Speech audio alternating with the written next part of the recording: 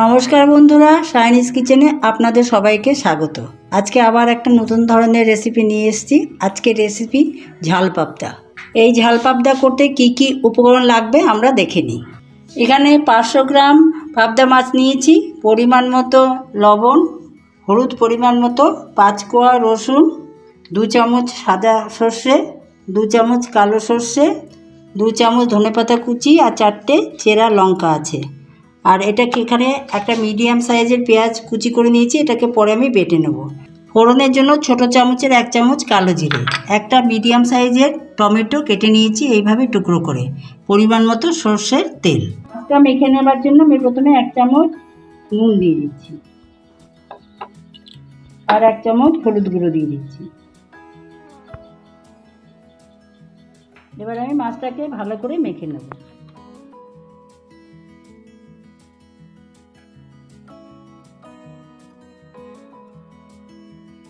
কড়াইটা গরম হয়ে গেছে, এবার আমি সর্ষের তেল দিয়ে দিচ্ছি মাছ ভাজবার জন্য। তেল গরম হয়ে গেছে, এবার আমি মাছটা ছেড়ে দিচ্ছি।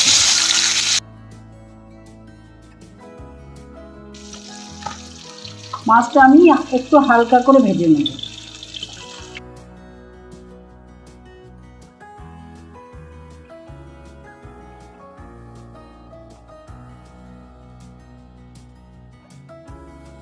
মাছটা ভাজা হয়ে গেছে, এবার আমি তুলে নিচ্ছি আর বাকি মাছগুলো আমি এইভাবে ভেজে নেব।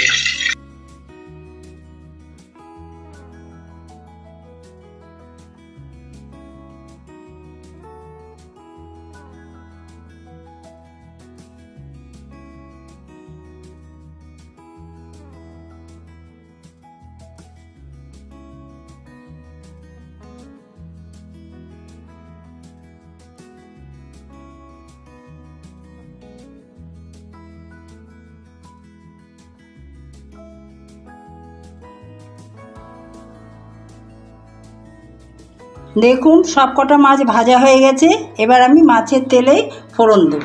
মাছ ভাজার তেলে আমি ছোট চামচের 1 চামচ কালো জিরে ফোড়ন দিয়ে দিচ্ছি। আমি এবার 4 চামচ পেঁয়াজ বাটা দিয়ে দিচ্ছি।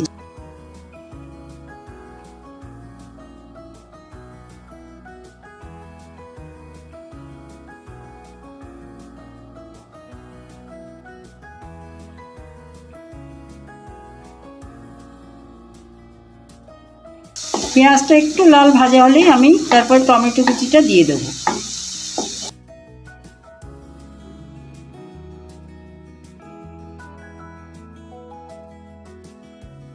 পেঁয়াজ বাটাটা হালকা ভাজা হয়ে গেছে, এবার আমি টমেটো কুচিটা দিয়ে দিচ্ছি।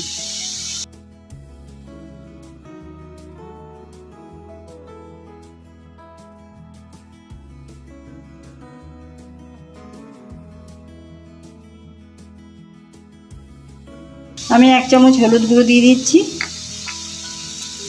আর 1/2 চামচ মতো লবণ দিয়ে দিচ্ছি, কারণ মাছ লবণ দিয়ে হলুদ দিয়ে মেখে রেখেছিলাম।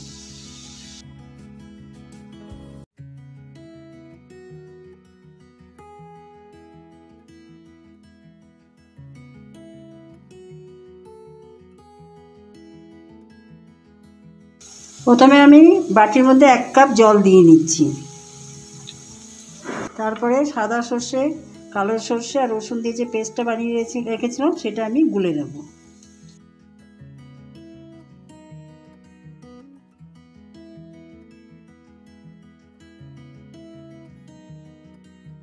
আমি ছোট চামচের 1/2 চামচ কাশ্মীরি লঙ্কার গুঁড়ো দিয়ে দিচ্ছি।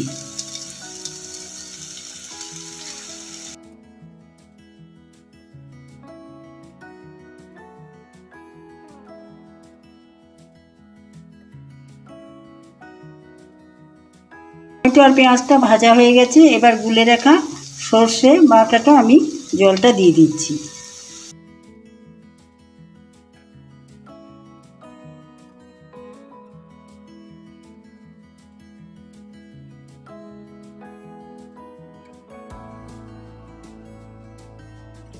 আরও 1 কাপ মতো জল আমি দিয়ে দিচ্ছি।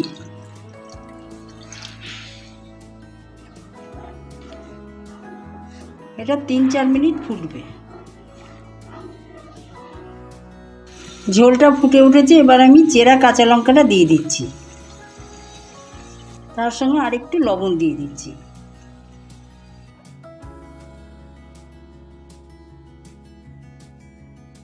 ঝোলটা 3-4 মিনিট ফুটে গেছে, এবার আমি ভেজে রাখা মাছগুলো দিয়ে দিচ্ছি।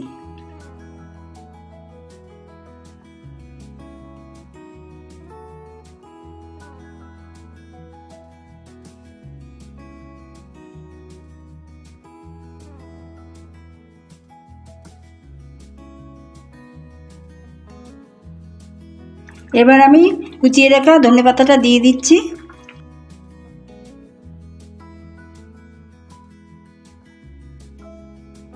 আর ঢাকা দিয়ে দিচ্ছি, আর গ্যাসটাকে অফ করে দিচ্ছি। দেখুন আমার রেসিপিটা রেডি হয়ে গেছে, এবার আমি সার্ভ করে দেব। ঝাল পাবদা রেডি হয়ে গেছে, আমি সার্ভ করে দিয়েছি। যদি আজকের রেসিপিটা আপনাদের ভালো লেগে থাকে তবে লাইক শেয়ার করবেন, আর কমেন্টের মাধ্যমে জানাবেন আজকের রেসিপিটা আপনাদের কেমন লাগলো, আর সাবস্ক্রাইব করে আমার পাশে থাকবেন। আজকের ভিডিওটা আমি এখানেই শেষ করলাম, অন্য দিন অন্য কোনো ভিডিও নিয়ে অবশ্যই আসবো।